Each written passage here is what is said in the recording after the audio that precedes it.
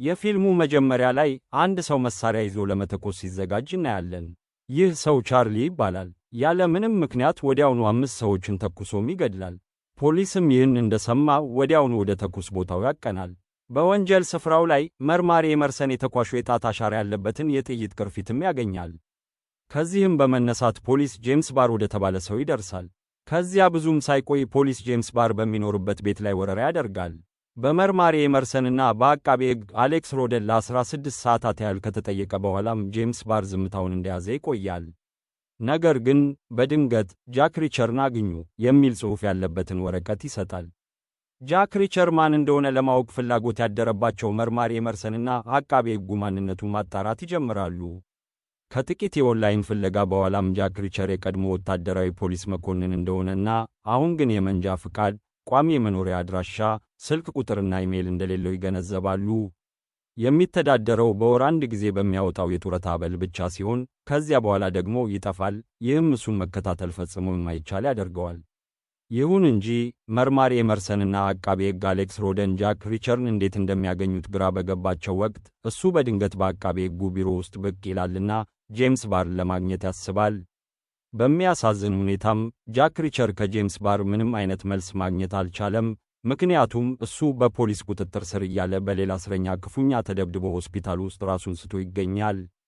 ከሆስፒታል ሲወጣ ጃክ ሪቸር ከሄለን ሮደን ጋር ይገናኛል። እሷም የአሌክስ ሮደን ልጅ ነች። ሄለን የጄምስ ባርም ጠበቃ ነች። ከዛም በመካከላቸው ረጅም ውይይትም ይካሄዳል። ሄለን ጃክ ሪቸርን የጄምስ ባርን ጉዳይ ለማቃለል እንዲረዳትና በመጨረሻም ከክሱ ነፃ እንዲሆንም ትፈልጋለች። ውይይቱም ሄለን በጃክ ሪቸርና በአሳዛኙ ጄምስ ባር መካከል ያለውን ግንኙነት ማወቅ ትፈልጋለች እና ውይይታቸው ሬስቶራንት ውስጥ ይቀጥላል።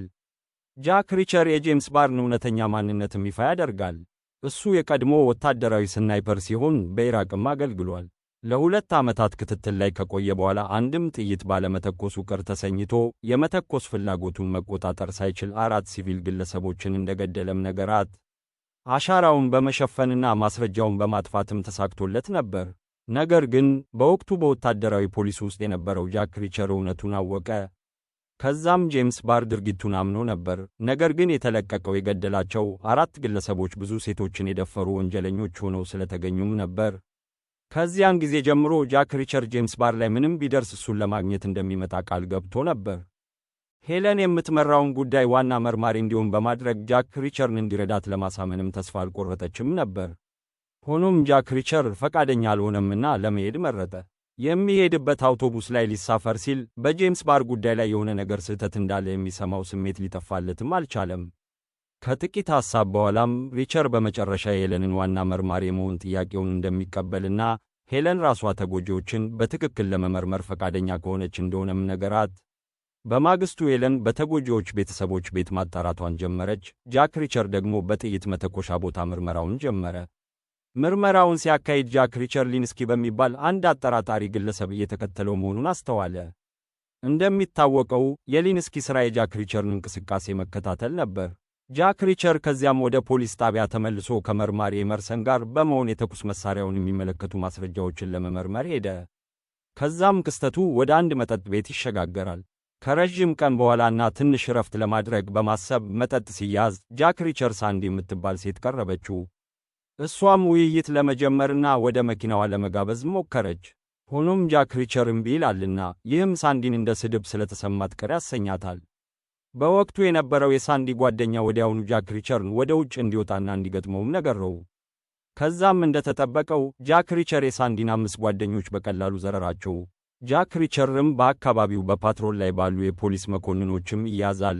ነገር ግን በሄለንና በኤመርሰን መለቀቁ ዕድለኛ ነበር። በኋላ ክስተቱ ወደ ሞቴል ክፍል ይሸጋገራል።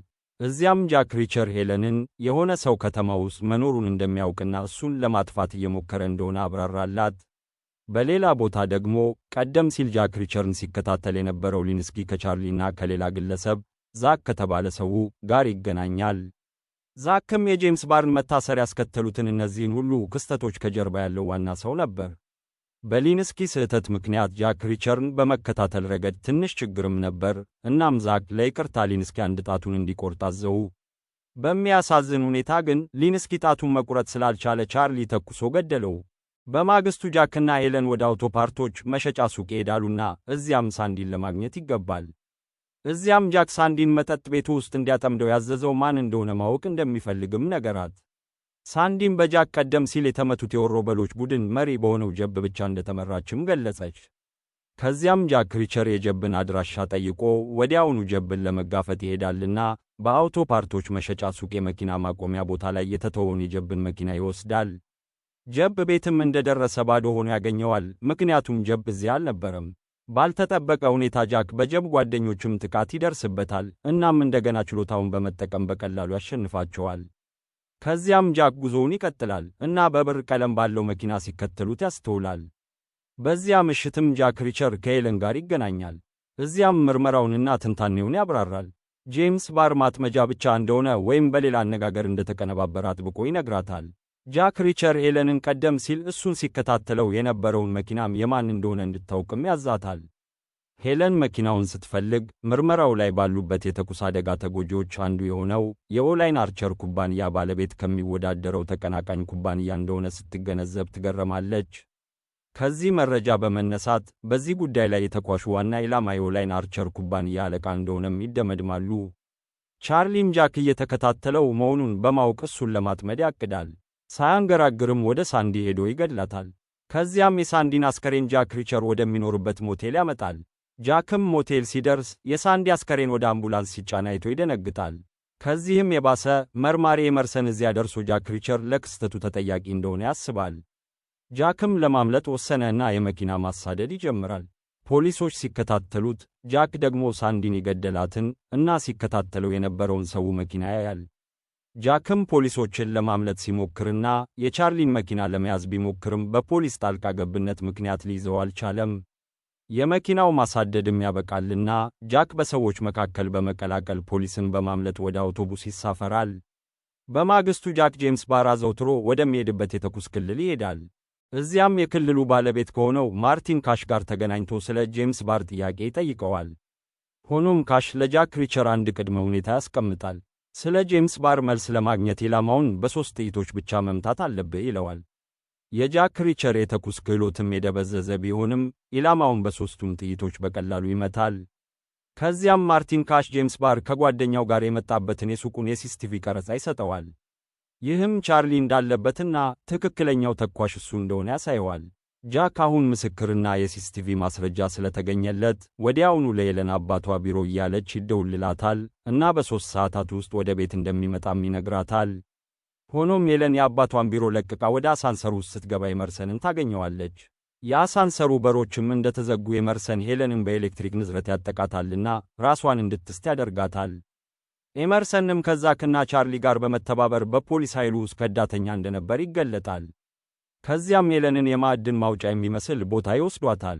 ጃክም ከሄለን ጋር በስልክ ሲነጋገር ታስራ እንዳለች ሲያውቅ ይናደዳል እና ቻርሊን ለመግደል ቃል ይገባል።